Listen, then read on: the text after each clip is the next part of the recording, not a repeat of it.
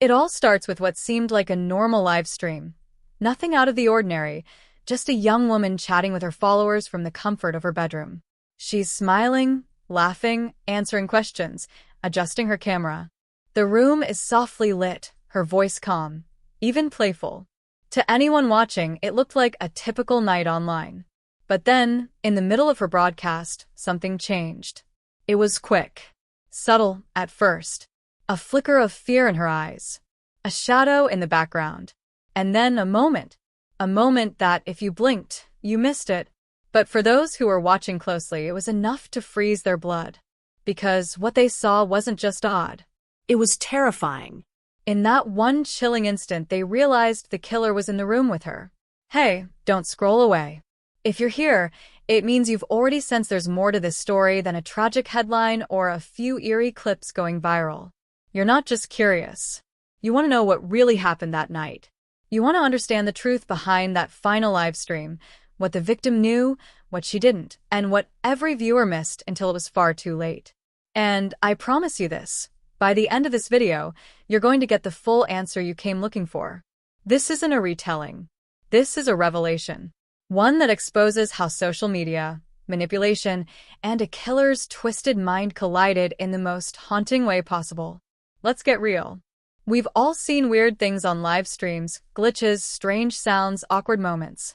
Most of it gets laughed off, stitched into memes, and forgotten by morning. But what happens when a live stream becomes the scene of a crime? What if your favorite content creator's final video isn't just their last post? It's a digital breadcrumb trail that leads straight to their murderer. That's what we're diving into today. And I want you with me every step of the way, not just watching, but thinking, analyzing, feeling. Because this isn't just about what happened on the screen. It's about everything that was going on behind it. We're about to peel back the curtain on a story that starts with one young woman. Let's call her Lila. A rising influencer, relatable and real. The kind of girl who made you feel like you were FaceTiming with a close friend. She had just moved into her new apartment. New city, fresh start. Her audience was growing fast. She'd talk about everything. Her coffee orders, her bad dates, her favorite horror movies. You know the type. The kind that pulls you in without even trying. But behind the ring light, behind the filters and hashtags, there was something else brewing. Something no one could see. Not her friends. Not her family. Not even her most loyal followers. Until that night. Now, I need you to stay close. Because what we're about to unpack is layered. We've got digital footprints, secret messages hidden in comments, a stalker whose obsession ran deeper than anyone guessed, and a live stream that didn't just go viral. It became Exhibit A in a criminal investigation. I'm going to walk you through what the detectives saw, what they missed, and how one slip-up led to a breakthrough that shocked even the most hardened officers. We're talking about a psychological thriller unraveling in real time, where every second of footage tells a story, and not all of it is safe for the faint of heart. But don't worry, you're not alone. I'll be your guide through all of it, explaining the clues, connecting the dots, and most importantly, making sure we stay grounded in the reality of what happened. Because this isn't a movie. This isn't scripted. This is real life. A real girl. A real crime. And a real audience who watched, helplessly, as something went horribly wrong. There's a reason this case is trending everywhere. YouTube Shorts, TikTok, true crime forums, late-night podcasts. The hashtags are blowing up. Hashtag livestream horror. Hashtag caught on camera. Hashtag influencer murder case. Everyone wants to know the same thing. How could this happen in front of thousands of viewers? Why didn't anyone do something? And who is the person behind the camera, hiding in plain sight? So, if you've ever clicked on a live stream, commented, "You look amazing," or hit that follow button without thinking twice, this story is going to hit you differently. Because it challenges everything we think we know about safety, privacy, and trust in the digital age. And by the end of it, you'll never look at your screen or your surroundings the same way again. Before we move forward, I want to say this. What you're about to hear is disturbing. Not because of the gore or the shock factor. Though yes, there's some of that, but because of how eerily normal it all seemed until it was too late. This is a psychological deep dive into the mind of someone who used the internet not just to follow, but to hunt, to manipulate, to get close. It's the kind of crime that makes you question who's watching and who's watching back. We'll look at the timeline, the technology, the twisted clues hidden in plain sight. You'll hear from people who knew Lila, their interviews, their suspicions, the guilt they still carry. And we'll dissect the moment that made the hair on every detective's neck stand up. A frame-by-frame review that revealed something so unexpected, it cracked the case wide open. But before we get there, we have to understand how we got here, what made Lila such a target, and how her kindness, her openness, her trust became her undoing. And just when you think you've seen the worst of it, there's one final moment we haven't talked about yet. One moment that was hidden for weeks, buried in the footage. A split-second expression. A flash of something that shouldn't be there. It's the kind of thing you don't notice the first time, or even the second.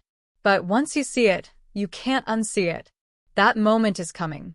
But you're not ready for it just yet. First, you need to know who Lila really was, and who was watching her from the shadows. Lila had always been the kind of person who made people feel like they knew her, even if they'd never met her in real life. Her followers didn't just tune in for beauty tips or daily vlogs. They tuned in for her. The way she could shift from goofy to heartfelt in a heartbeat. The way she talked openly about anxiety, about starting over, about chasing dreams even when the world felt cold. She wasn't some over-polished influencer with a carefully curated life. She was raw, honest, relatable. And that's what made her so easy to love and so easy to trust. But what her followers didn't know, what even her closest friends would later admit they hadn't fully grasped, was that Lila had been feeling watched. She had mentioned it in passing once or twice during her streams, almost as a joke. "It's like someone's tracking me," she had laughed once, waving her phone like a prop. But there was an edge behind her smile that now feels impossible to ignore. In the days leading up to that final stream, there were subtle signs something was wrong. Lila started posting less. Her captions got shorter, more guarded. She began turning off her comments. Even her apartment, once a bright and inviting space she proudly showcased, started to change. Her lighting got dimmer. Her angles became tighter, cropped close to her face. She stopped showing her door. When followers asked why, she shrugged it off. "Just changing the vibe," she'd say. But now, in hindsight, it feels more like she was hiding something.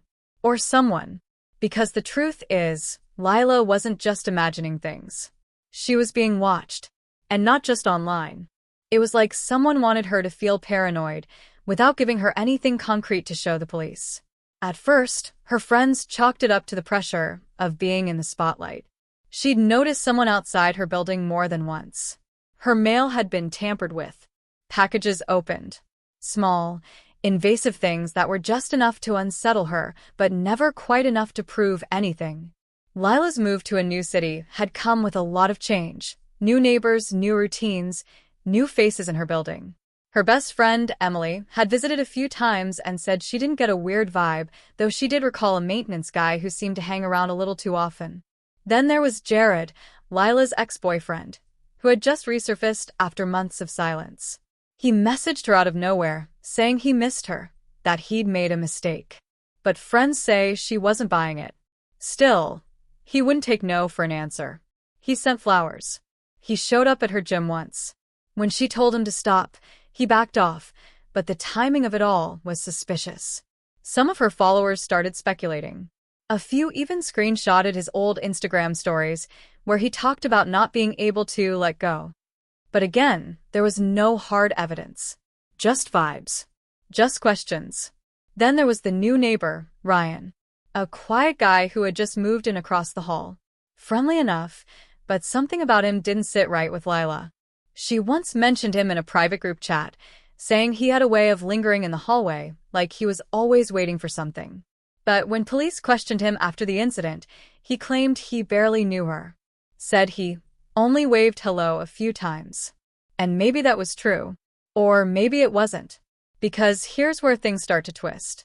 In one of Lila's last live streams before the final one, a viewer asked about her neighbor, and she got visibly uncomfortable. She quickly changed the subject. And that's when people began going back through her videos, scanning the backgrounds, looking for clues, frames where shadows didn't match, where reflections showed things they shouldn't. And then there's the detail no one can explain. The same username kept appearing in her live stream chats over the course of 3 months. At first, it was harmless, generic compliments, emojis, light banter. But gradually, the tone shifted. The messages became more personal, more invasive. Things only someone close to her could know. The name was something forgettable, just random letters and numbers, easily dismissed. But when the police tracked the IP address after the murder, it was rerouted through multiple VPNs. Someone had gone through serious lengths to stay hidden. And whoever it was, they were watching every single stream. Now here's the thing, there are other suspects too. People who don't fit the typical mold of a predator, but still had motives, however subtle. Like her old roommate, Marissa, who had a bitter falling out with Lila over a money dispute and was rumored to be jealous of her success. Or the talent manager who tried to sign Lila a few weeks before her death. Someone who had pushed a little too hard for access to her brand and then disappeared from the picture entirely after she declined. Red flags? Maybe. Or maybe it's just the noise you get when a crime like this explodes online and suddenly everyone wants to be the one who solves it first. That's the curse of viral tragedies.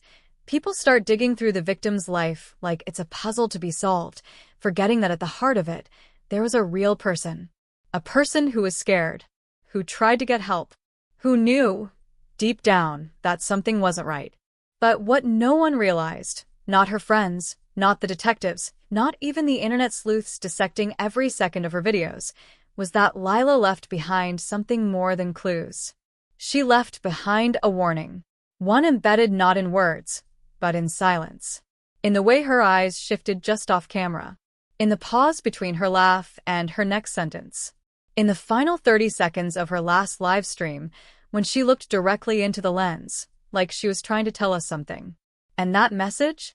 It's still buried in the footage. We're going to find it. But before we do, you need to see what Lila saw. You need to step into her world and feel what it was like to know danger was close, but not know who to trust. Because once you feel that fear, you'll understand why she made the choices she did. And why, even in her final moments, she might have outsmarted the killer watching from the shadows. You said. The investigation into Lila's death had just begun to gain traction when everything started to fall apart. For a moment, it seemed like the case was picking up steam. Online forums were buzzing, amateur sleuths were connecting dots the police hadn't, and a digital trail was starting to take shape. But then, suddenly, the footage was gone. Not all of it, just one file. One specific livestream, the one everyone had agreed was the most revealing. It vanished overnight from every platform, every backup, every archive. At first, people thought it had to be a glitch or maybe a takedown request. But when Lila's closest friend Emily reached out to the cloud provider, she was told something that made her blood run cold.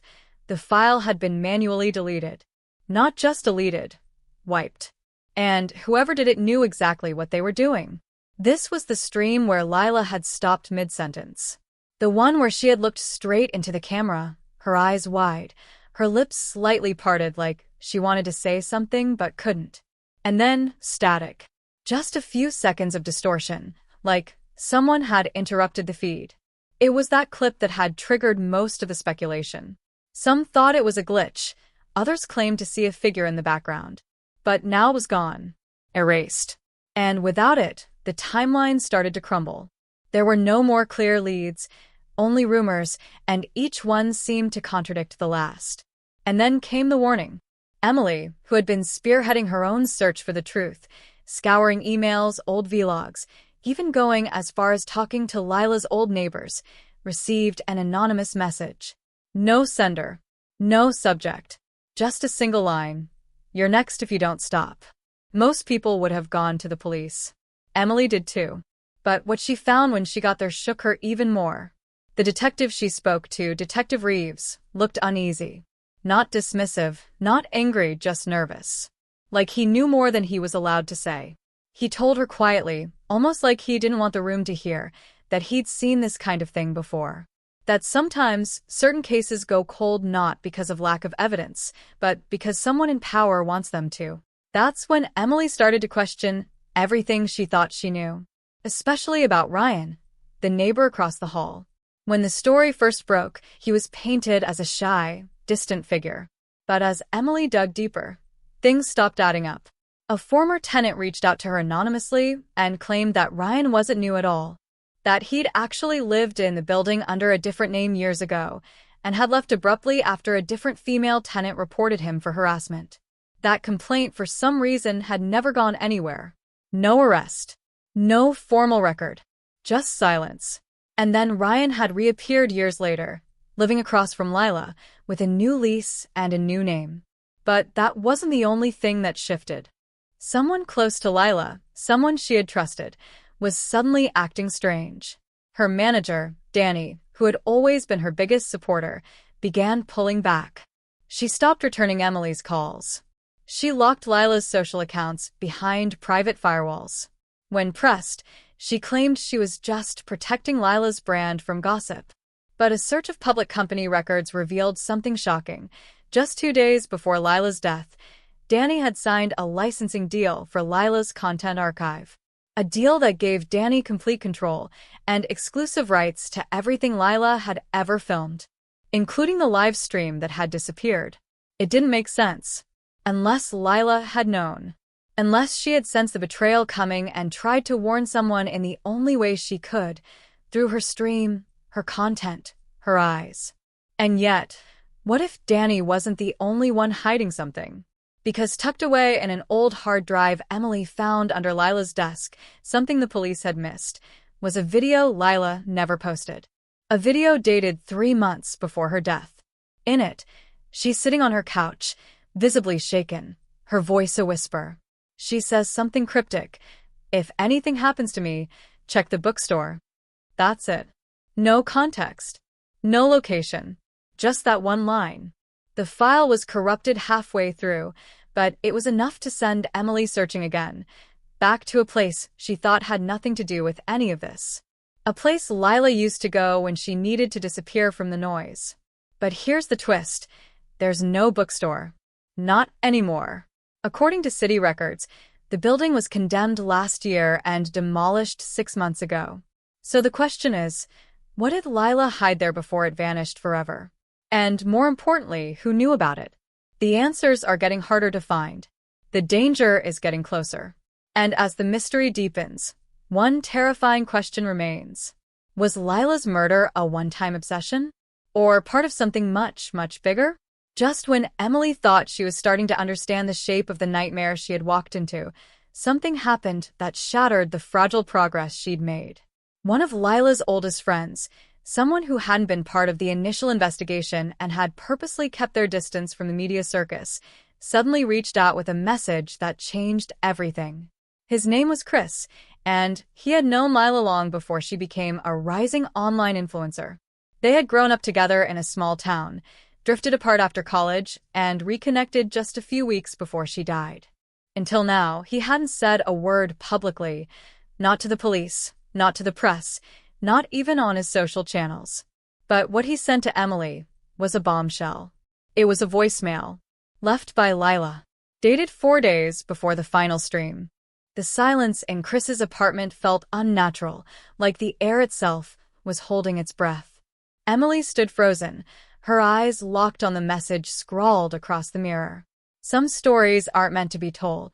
The lipstick used was bright red, smeared slightly as if the writer had done it in haste or under duress.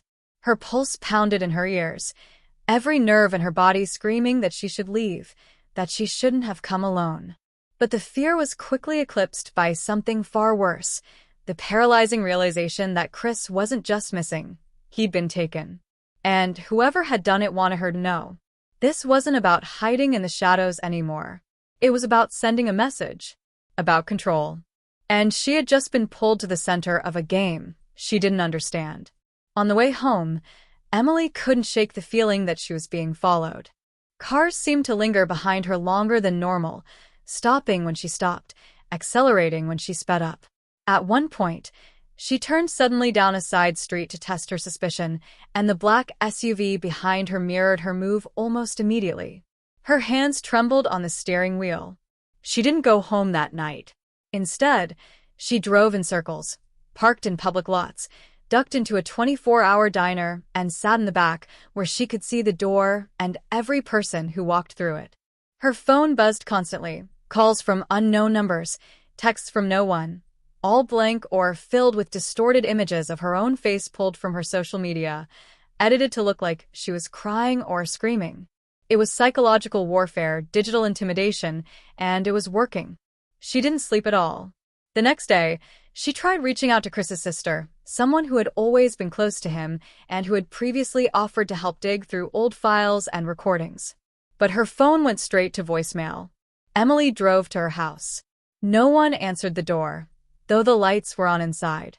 A neighbor mentioned seeing a man enter the home late last night, someone they didn't recognize, but no one had come out since. Police were called, and when they finally forced entry, the house was empty. No signs of struggle, no signs of life, just a laptop left open on the dining table, playing the last video Chris had watched before disappearing.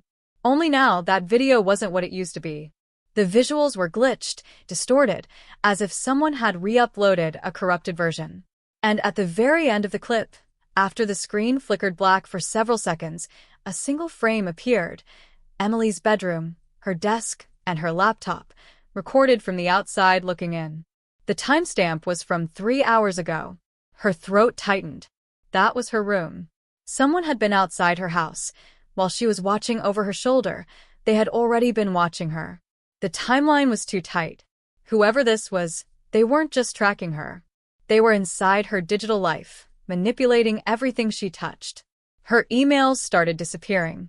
Her cloud storage began syncing to an account she didn't recognize. Files were renamed in real time. Her Wi-Fi showed a device she didn't own. And the final straw came when she received a package on her doorstep with no return address. Inside was a flash drive and a note. "You want to know the truth? Then watch. But only if you're ready to disappear too." She locked every door and window in her house before plugging in the flash drive. It contained one video file, no title, no description. The video showed footage from Lila's final stream, but it was extended. After the part the world had already seen, where the screen cut to black and people assumed it had ended, this version kept going. It was dark, but faint outlines of movement could be made out. Lila's voice was muffled. She was whispering to someone. "Why are you doing this?"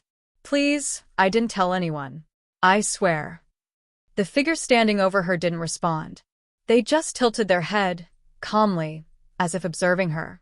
And then, slowly, they turned toward the camera. The frame zoomed slightly, manually, as if controlled by a second person. And for just 1 second, Emily saw it. The scar. That same, unmistakable scar. The figure leaned in toward the lens, and in a distorted, mechanical voice, they said, "She broke the rules. You're next." Emily slammed the laptop shut, her breath coming in sharp bursts. Every instinct in her screamed to run. But where?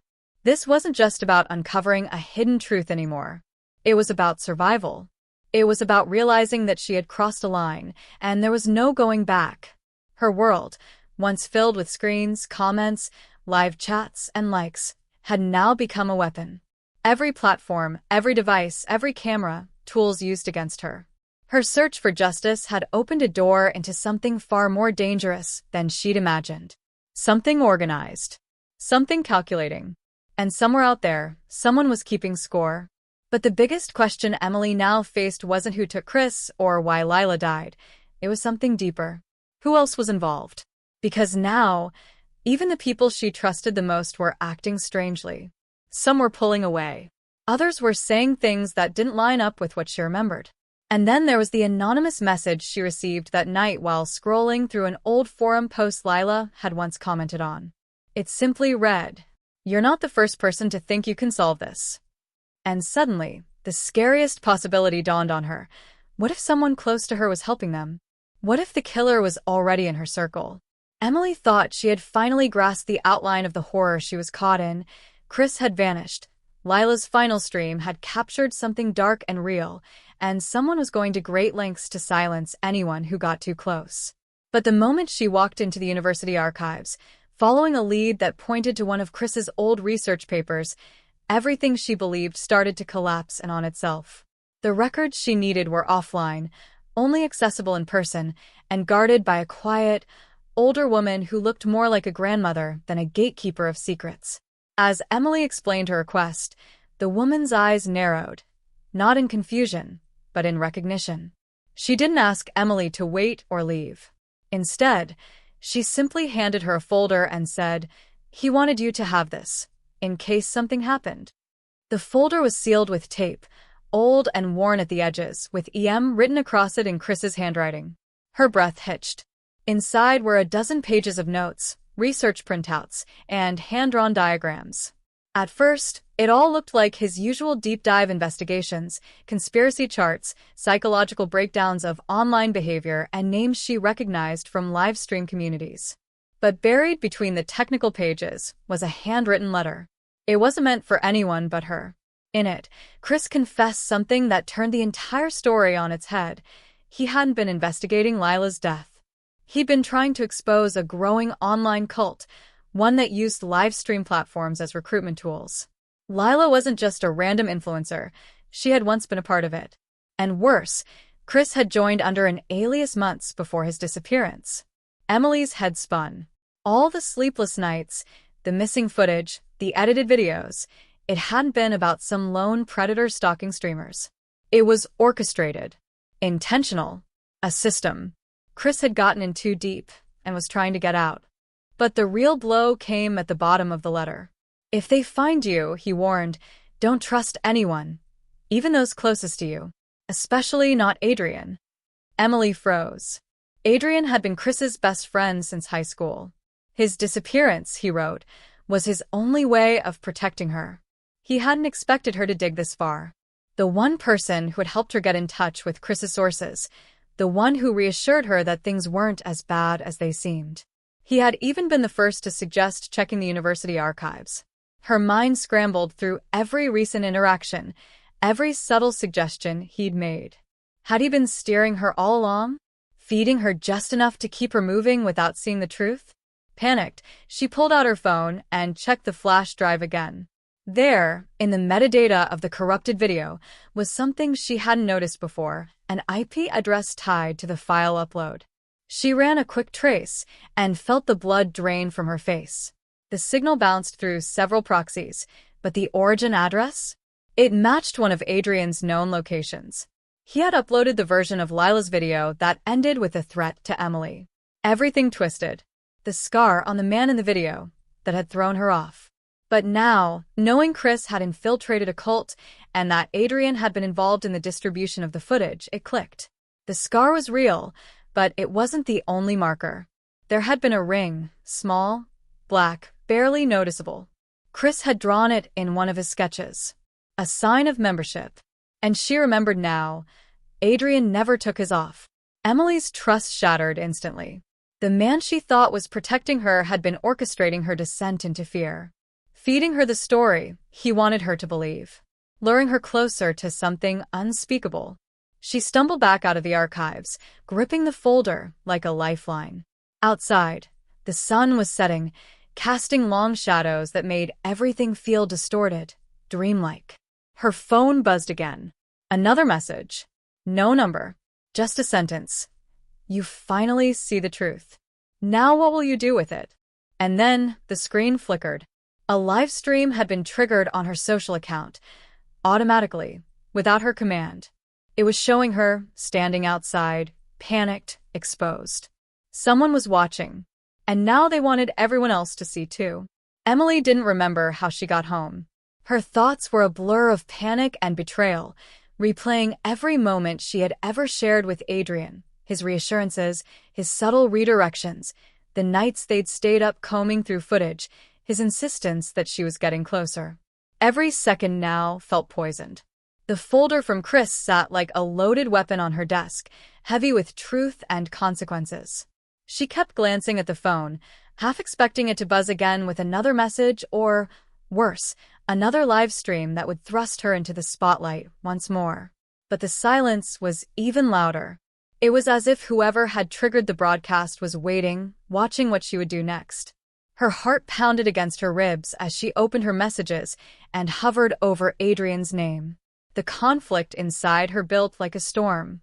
She needed answers. But how do you confront someone who might be the architect of your fear? Someone you once trusted enough to consider family?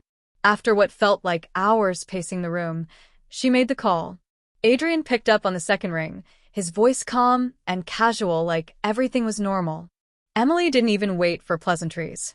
She launched into it, asked him point-blank about the IP address, about the Livestream metadata, about the ring. There was silence on the line for a moment too long, and then he sighed, slow, deliberate. "You weren't supposed to go that far, Em," he said softly. "Chris begged me to keep you away. I promised him I would. But you kept digging, and now you've seen too much." His voice didn't sound angry.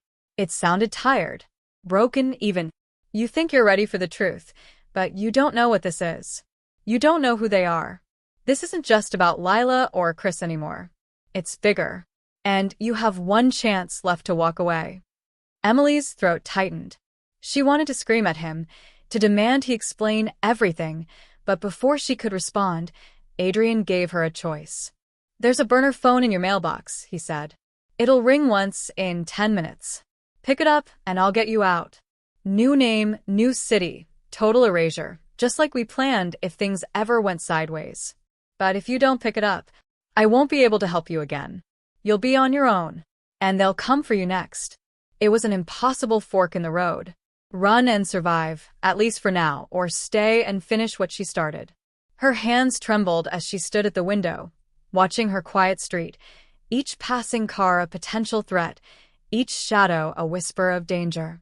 But then her eyes landed on Chris's folder again. The drawings, the notes, his letter. He had trusted her with the truth, not because she was strong, but because she was the only one left who cared enough to expose it.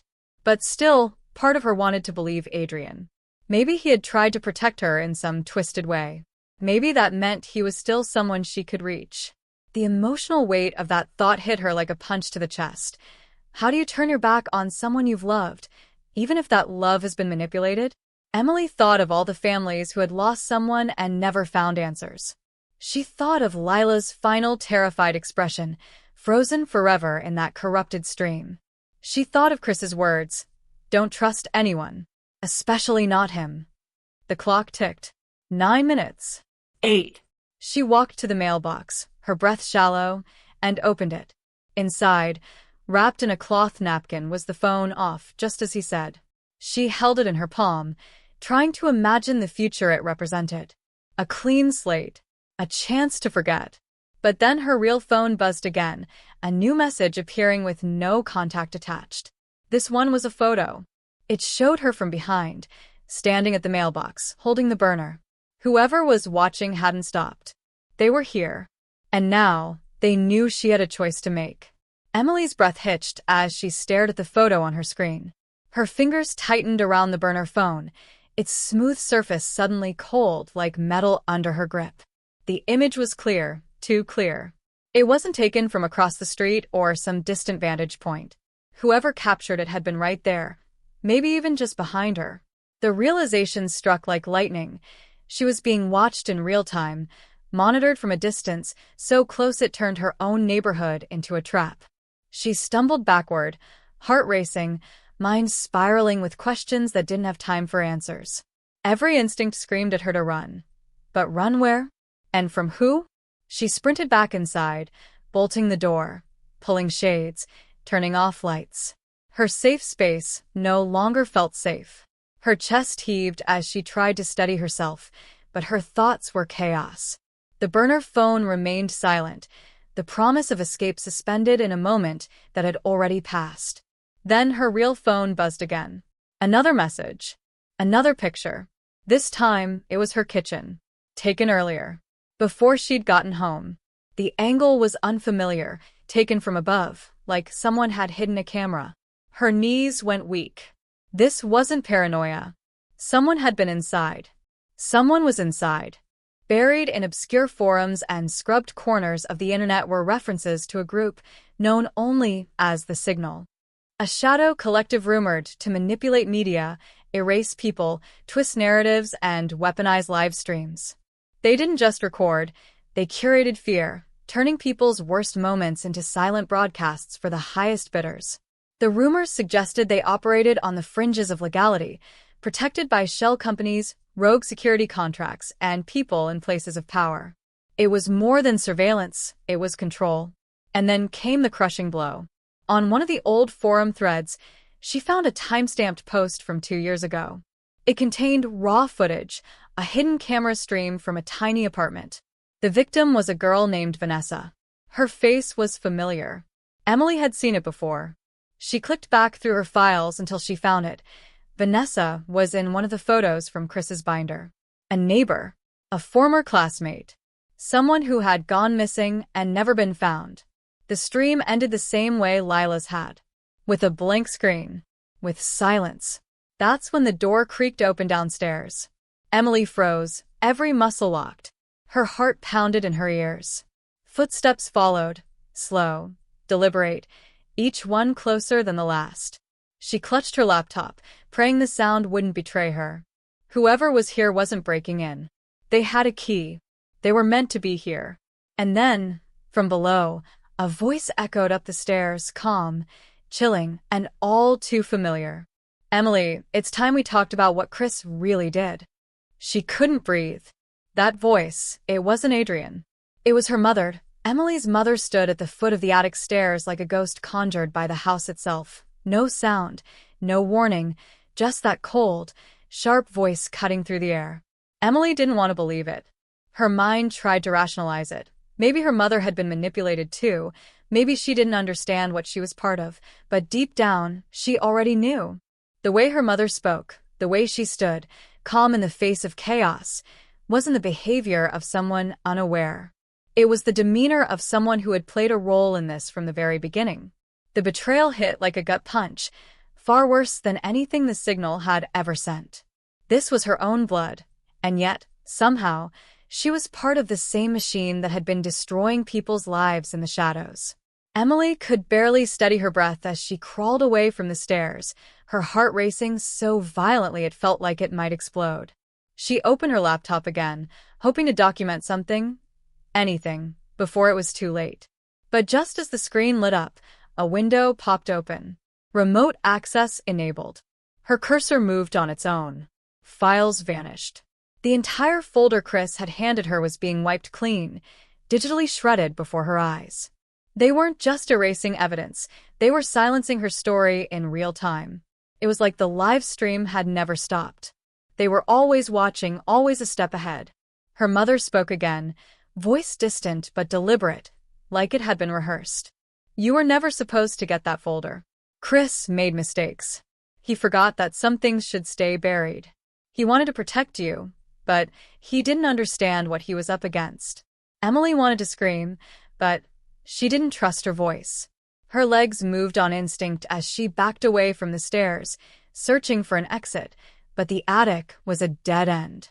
She was trapped, cornered in her own childhood home by the one person she should have been able to trust most. And then came the revelation. Buried in obscure forums and scrubbed corners of the internet were references to a group known only as The Signal.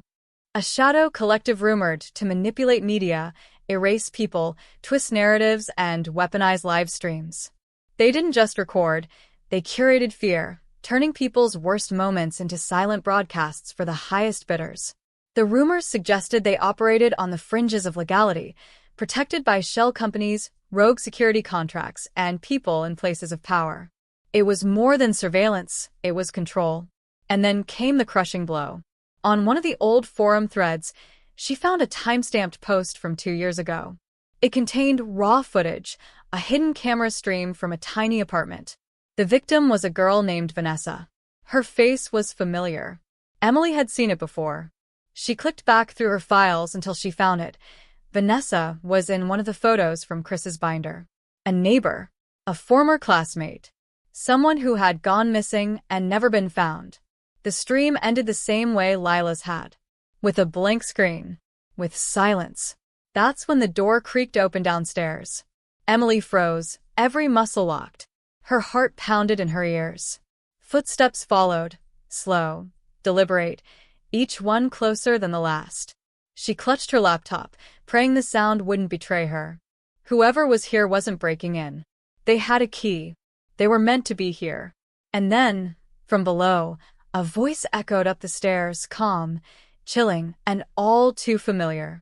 "Emily, it's time we talked about what Chris really did." She couldn't breathe. That voice, it wasn't Adrian. It was her mother. Emily's mother stood at the foot of the attic stairs like a ghost conjured by the house itself. No sound, no warning, just that cold, sharp voice cutting through the air. Emily didn't want to believe it. Her mind tried to rationalize it. Maybe her mother had been manipulated too. Maybe she didn't understand what she was part of. But deep down, she already knew. The way her mother spoke, the way she stood, calm in the face of chaos, wasn't the behavior of someone unaware.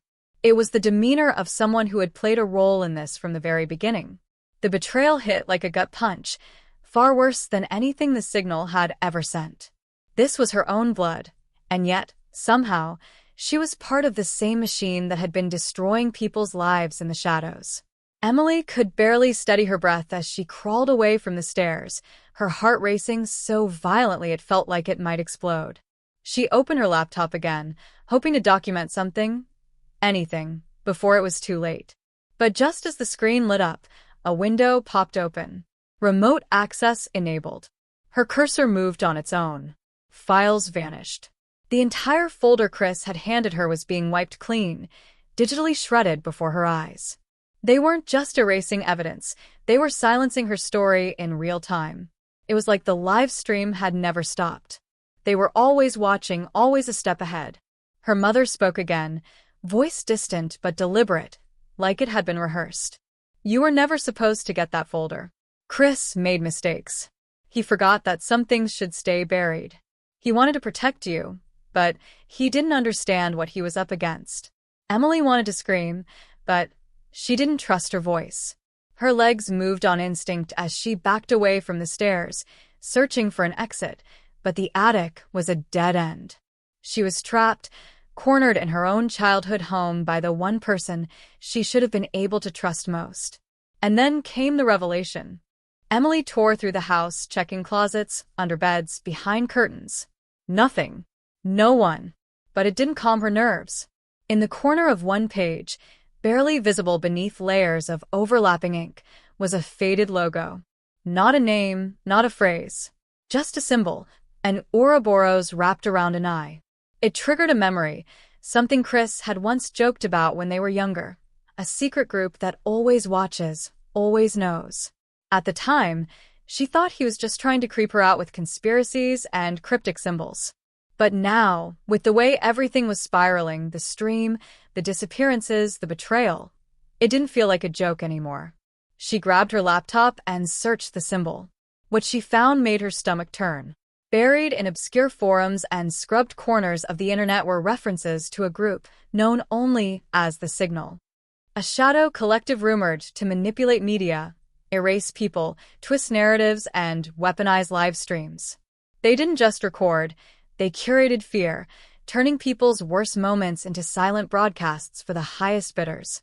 The rumors suggested they operated on the fringes of legality, protected by shell companies, rogue security contracts, and people in places of power. It was more than surveillance, it was control. And then came the crushing blow. On one of the old forum threads, she found a time-stamped post from 2 years ago. It contained raw footage, a hidden camera stream from a tiny apartment. The victim was a girl named Vanessa. Her face was familiar.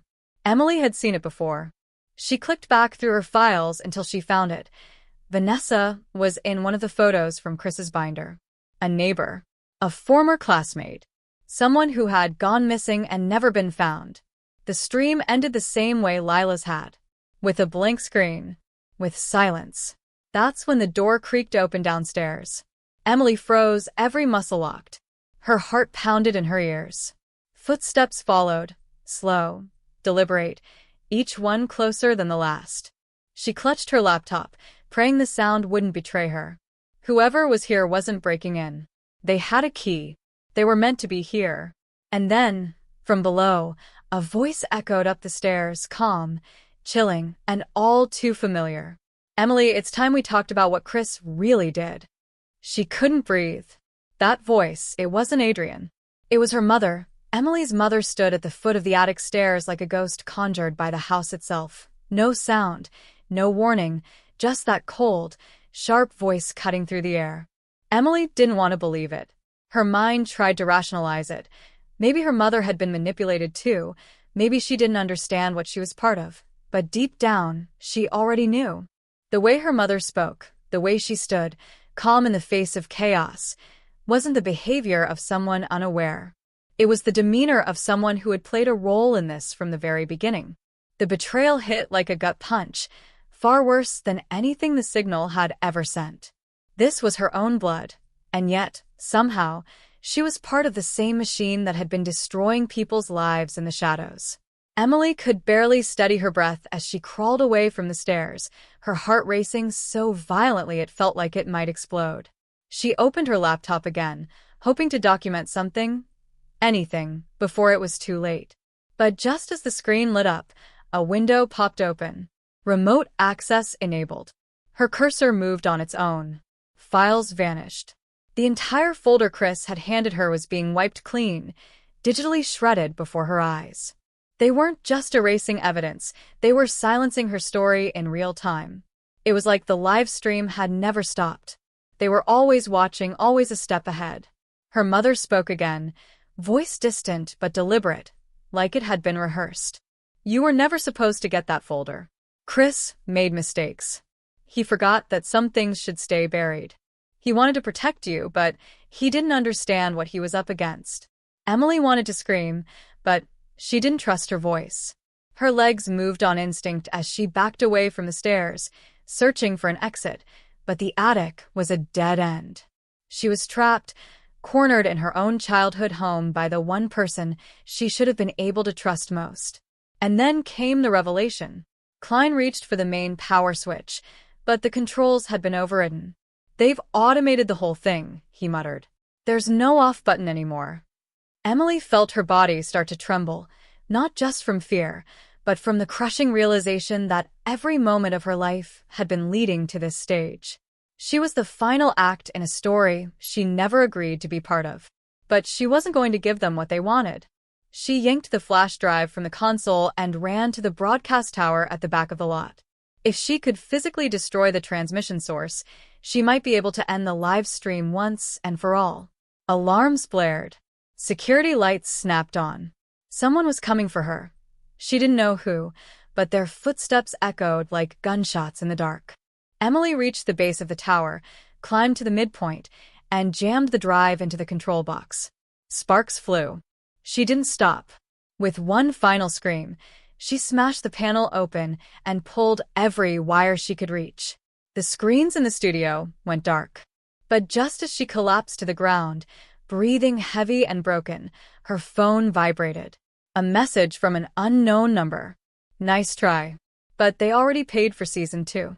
In the days that followed the tower incident, the entire town seemed to hold its breath.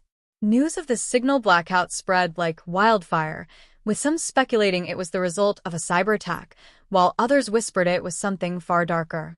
The official reports claimed faulty electrical infrastructure, but those who had been paying attention, those who had seen the live stream before it was abruptly cut, knew better. Emily returned to what was left of her father's home, now a scorched symbol of everything she had once tried to forget. The memories were unbearable, but for the first time, they didn't feel like chains. They felt like proof. Proof that she had survived, fought back, and rewritten the ending they tried to script for her. But survival came at a cost. The footage she recovered, the same that almost got her killed, was now with a trusted journalist, someone who had been chasing the signal's origin for years, but never had enough to go public. Together, they worked to compile the evidence, piece by piece, forming a narrative that could finally stand against the sanitized lies fed to the public for decades. The video went viral within hours of its. Tagged with keywords like real live stream footage, exposing dark web conspiracy, signal cult truth, and Emily's story, it spread across YouTube, TikTok, and Reddit like wildfire. Major media outlets tried to deny it at first, labeling it a hoax or a disturbing form of performance art, but the timestamps, metadata, and witness testimonies made denial impossible. Suddenly, people who had been silent for years, former technicians, family members of victims, even retired producers, began to speak out. What started as one woman's desperate quest for answers turned into a full-blown movement. Still, there was no catharsis in victory. Emily had unraveled the network, but the shadows remained. Her mother had vanished, leaving behind only a single note. "You were never supposed to remember." No one could track her down, and no charges were ever filed. In fact, it made it worse. Whoever had done this had come and gone without a trace, left behind nothing except a message that they could end her anytime they wanted, and she wouldn't see it coming. She grabbed the folder from Chris and bolted for the attic, her childhood hiding place, the one place she'd never told anyone about. As she barricaded herself in with old boxes and insulation, she flipped open the file again, desperate for something, anything, she had missed. And that's when she saw it. Too many people with too much power had too much to lose. That was the bitter truth. But Emily didn't need justice to find peace. Not anymore, anonymous upload. She understood now that the pain, the silence, the lies, all of it had shaped her. Yes, but it didn't define her. The real victory was reclaiming her voice in a system built to keep her quiet. In a strange way, she had become what the Signal had feared most, someone who couldn't be manipulated, edited, or erased. She left town soon after, settling in a quiet coastal community where no one knew her name. Sometimes, she'd wake in the middle of the night and swear she could still hear the faint buzz of static, or see the flicker of a camera light blinking in the darkness. But it didn't scare her anymore. She had seen the monster behind the curtain and lived to tell the story. That kind of courage doesn't fade. Yet, in the deepest parts of the internet, those places where truth and fiction blur, rumors persisted. That the Signal wasn't destroyed, only fractured. That new broadcasts had started again, under different names, through encrypted apps and invite-only forums. Some claimed to have seen her, Emily, on those streams, still trapped in some endless loop of fear. Others said she had joined them willingly, now part of a cause too massive for any one person to comprehend. No one could confirm what was real. The only thing certain was that people kept watching, clicking, sharing. The hunger for horror had never left. It had just evolved. And maybe that's the most chilling part of it all, not the cameras or the conspiracies or even the betrayals, but the audience. The millions who watch in silence, never asking how real it is, never wanting to know, just waiting for the next stream to begin.